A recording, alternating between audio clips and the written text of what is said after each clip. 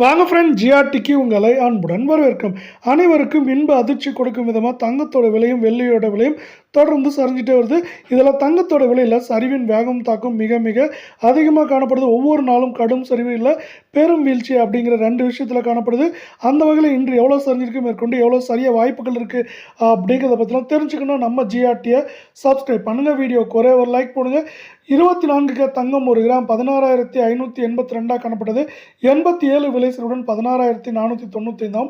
8 gram 1,32,656 காணப்பட்டது. 696 ரூபாய் வீழ்ச்சி அடைஞ்சு 1,31,960. 10 கிராம் 1,65,820 காணப்பட்டது.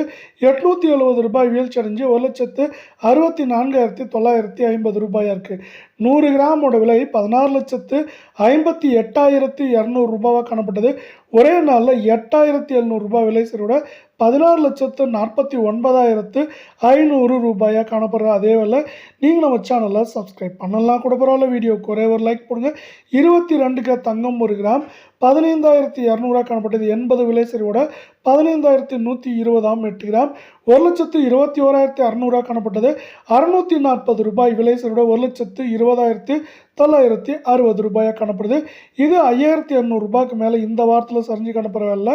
மேற்கொண்டு சரியறதுக்கான வாய்ப்புகள் அப்படின்னு பார்த்தீங்கன்னா, நம்மளுக்கு 1,22,000 1,13,000 14,500 அப்படிங்கிற ரேஞ்சில் இருக்க வாய்ப்புகள் இருக்கல. 10 கிராம் 1,52,000 காணப்பட்டது. 800 விலை சரிவோட 1,51,200. 100 கிராம் 15,20,000 காணப்பட்டது. 8,000 அப்படிங்கிற வீழ்ச்சியோட 15,12,000 ரூபாய் அப்படிங்கிற விலை நிலவரத்தில் காணப்படுது. இது மேற்கொண்டு தொடர்ந்து சரிவதற்கான வாய்ப்புகள் அதிகமாக இருக்கவே இல்லை. நீங்கள் நம்ம வீடியோவுக்கு ஒரே ஒரு ஹைக் மட்டும் கொடுங்க. அடுத்து நம்ம 18K தங்கத்தோட விலையை பார்க்கலாம். 1 கிராம் 13,100 காணப்பட்டது. 61 விலை சரிவோட 13,039. 8 கிராம் 1,04,800 காணப்பட்டது. 488 ரூபாய் விலை சரிவோட 1,04,312. 10 கிராம் 1,31,000 காணப்பட்டது. 610 ரூபாய் விலை சரிவோட 1,36,390. 100 கிராம் 13,10,000 ரூபாயாக காணப்பட்டது. 6,100 ரூபாய் அப்படிங்கிற வீழ்ச்சி பாதையோட 13,03,900 ரூபாயாக காணப்படுது. இந்த வாரத்தில் இதுவரை பார்த்தீங்கன்னா முற்றிலும் நம்மளுக்கு சரிவு மட்டுமே இருக்கவில்லை. மேற்கொண்டு வருகின்ற வாரத்திலும் சரிவதற்கான வாய்ப்புகள் சூழல் இந்த வாரத்தில் எக்காரணத்துக்காக சரியுது அப்படிங்கிறத பற்றிலாம் இப்போ விரிவாக பார்க்கலாம்.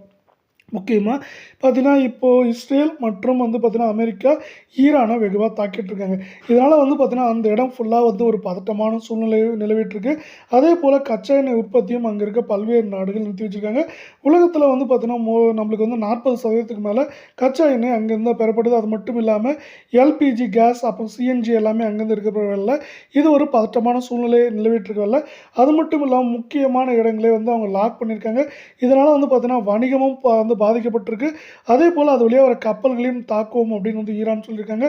இது போன்ற சூழலில் பார்த்தீங்கன்னா மக்கள் தங்கம் பக்கத்துலையும் முதலீட்டாளர்களும் தங்கம் பக்கம் பார்க்காத காரணத்தில் சரிஞ்சிட்டு இருக்கு.